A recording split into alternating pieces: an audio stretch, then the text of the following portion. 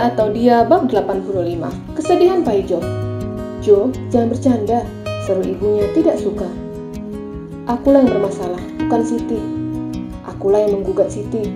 Aku menceraikannya karena aku malu, jelasnya dengan derai air mata. Ibu Jumi yang mendengar itu langsung terduduk lemas.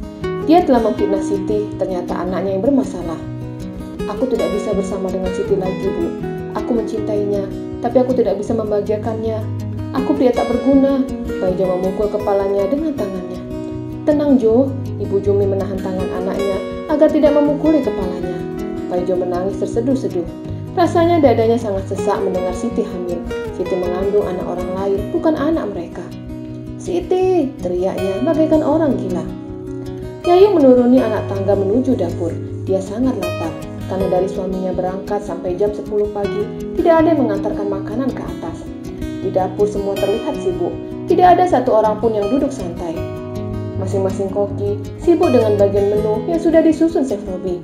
Permisi, apa ada kompor yang tidak digunakan? Tanyanya kepada salah satu koki. Koki itu menunjuk satu kompor yang ada di pojok. Yayu segera ke sana. Dia tidak dianggap di sana, padahal dia adalah istri dari pemilik restoran. Tapi walaupun seperti itu dia bersyukur. Karena dia dapat melihat kebaikan para koki dan pelayan kepadanya hanya terlihat ketika ada suaminya. Yayu mengambil bahan-bahan makanan. Dia terlihat kebingungan mau memasak apa. Akhirnya pilihannya memasak mie goreng. Menu praktis dan tidak menguras tenaga ketika memasak itu. Yayu mulai memasak dan melirik ke arah koki yang terus saja berada di depan kompor. Lalu tatapannya menatap ke arah Lia yang merupakan manajer restoran Zero. Wanita itu seperti menanyakan tentang Yayu. Karena Yayu dapat melihat seorang koki menunjuk ke arahnya. Dia datang menghampirinya. Hei anak kecil. Yayu tersenyum dan tetap memasak. Kenapa kamu berada di sini? Aku lapar, Mbak. Lapar? Dia tersenyum mengejek. Makananmu ini tidak pernah dimasak Chef Robi. Dia tidak menyukai mie. Dan kamu masak mie? Kalian sangat tidak cocok, cibir Lia. Yayu tetap tersenyum. Dia tidak menanggapi ucapan Lia yang menurutnya cemburu kepadanya. Dia dapat tahu dari tatapan dia yang berbeda ketika melihat suaminya. Dan ketika melihatnya, menatapnya dengan tatapan tajam dan tidak suka. Permisi Mbak, Yayu mengambil piring. Ketika Yayu sibuk mengambil piring, ketika itu dia menaruh sesuatu ke dalam masakan Yayu. Dan ketika Yayu kembali, dia buru-buru pergi. Yayu meletakkan mie goreng ke dalam piring dan membawa makanan itu ke lantai atas. Ketika berada di dapur, dia tidak bisa menelan makanannya. Maka dia memilih ke lantai atas, tanpa harus khawatir tatapan semua orang yang berada di dapur. Yayu menyantap mie goreng hasil makanannya, sembari menonton televisi. Menurutnya rasa mie yang dimasaknya berbeda, tapi dia tetap memakan mie itu. Dia terus menatap ponselnya. Suaminya belum menghubunginya, padahal Chef Robi janji akan menghubunginya setiap 1 jam sekali. Apa dia terlalu sibuk sampai tidak menghubungiku? Gumamnya sembari tetap menyantap hasil masakannya. Dan ketika suapan terakhir, Yayu merasa perutnya mulas. Dia buru-buru ke kamar mandi.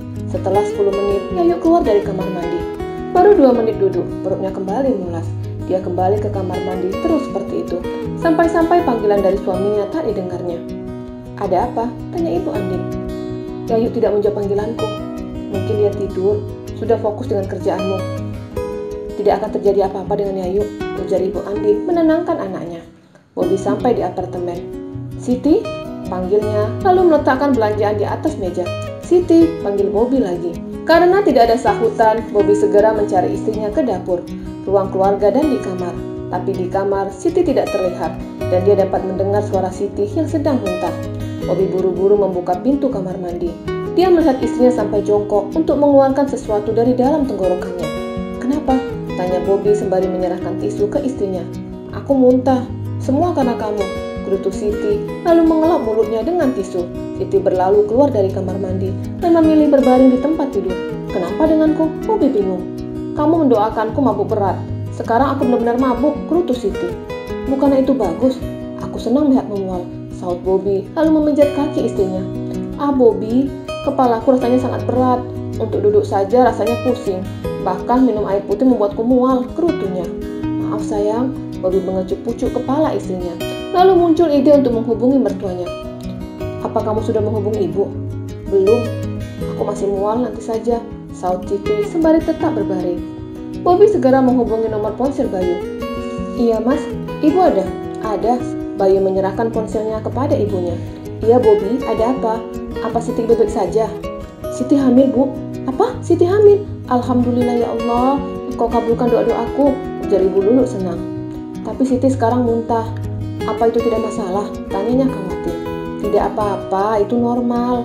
Walaupun muntah, tetap makan. Kamu harus paksa dia makan. Apa perlu Ibu ke sana? Tidak usah Bu, aku bisa mengurus Siti. Yakin bisa? Kalau kamu kerja, siapa yang mengurus Siti? Bobby terlihat bingung. Ibu Lulu sangat menantikan anak dari Siti. Kabar itulah yang ditunggu-tunggunya sejak lama. Maka sebagai orang tua dan calon Mbah Putri, dia harus menjaga dan mengawasi nutrisi anaknya serta si jabang bayi agar terpenuhi. Gak usah banyak pikir, nanti malam ibu berangkat ke sana. Setelah itu panggilan terputus. Apa kata ibu? Tanya Siti yang tidak dapat mendengar suara ibunya. Ibu mau datang ke sini. Apa ibu senang? Tanyanya lagi. Sangat senang, sahut Bobby. Lalu terdengar suara bel berbunyi. Dia buru-buru membuka pintu dan terlihat neneknya ada di depannya. Nenek? Tanyanya bingung. Karena seingatnya, dia menghubungi neneknya beberapa jam yang lalu. Dan sekarang neneknya ada di depannya. Nenek mau melihat Siti, jelas wanita sepuh itu, lalu masuk ke dalam apartemen. Siti mana? Tanya neneknya sembari menyerahkan banyak oleh-oleh ke Bobby. Apa ini Nek? Tanyanya bingung dengan banyaknya kotak yang dibawa neneknya. Mangga, jambu air dan ayam kampung, kerupuk, cabai, bawang. Nenek mau jualan, sela Bobby. Kurang ajar. Nenek jauh-jauh ke sini membawa itu semua untuk Siti. Mana Siti? Ada di kamar. Bobby menunjukkan kamar mereka. Bob, ayamnya sudah nenek potong. Tinggal kamu cuci dan masukkan kulkas. Nanti nenek masak. Jelas neneknya, lalu menghampiri Siti yang sedang berbaring. Karena pintu dalam keadaan terbuka, membuat nenek bisa masuk begitu saja ke dalam kamar. Siti menoleh. Nenek, Siti berusaha untuk bangun. Tidak usah bangun, tidur saja. Nenek tahu rasanya muda, jadi banyak berbaring saja. Iya Nek, sahut Siti, lalu menoleh ke arah suaminya yang sedang berdiri di depan pintu. Nek, cabainya mau dibuat apa? Masukkan kulkas, begitu saja nggak tahu. Kalau buahnya? Potong-potong lalu bawa ke sini. Biarkan Siti menghabiskan buah itu, ujar nenek mengajari. Enggak Nek, aku nggak mau makan. Jangan seperti itu. Kamu nggak mau makan, tapi janin yang ada di dalam perut kamu mau. Jadi jangan egois. Mual makan. Jangan mual tidur terus lupa makan, ujar nenek menasihati. Setelah jam 12 siang, Chef Robi menghubungi nomor istrinya dan lagi-lagi panggilan tidak diangkat. Mi, aku kembali ke restoran Zero. Loh, kenapa balik? Jam 2 ada meeting lagi. Dari tadi, Yayu belum mengangkat panggilan dariku, sahutnya cemas. Dia memikirkan kejadian tadi pagi dengan sikap istrinya yang mengacuhkan panggilannya. Chef Robi segera melajukan mobil menuju restoran Zero, bertepatan dengan jam makan siang, membuat restorannya sangat ramai. Dia masuk melalui pintu samping. Kehadirannya menggunakan setelan jas membuat Koki dan yang lainnya yang berada di dapur menatapnya. Penampilan berbeda yang membuat semua orang penasaran. Chef Robi melangkahkan kakinya dengan cepat.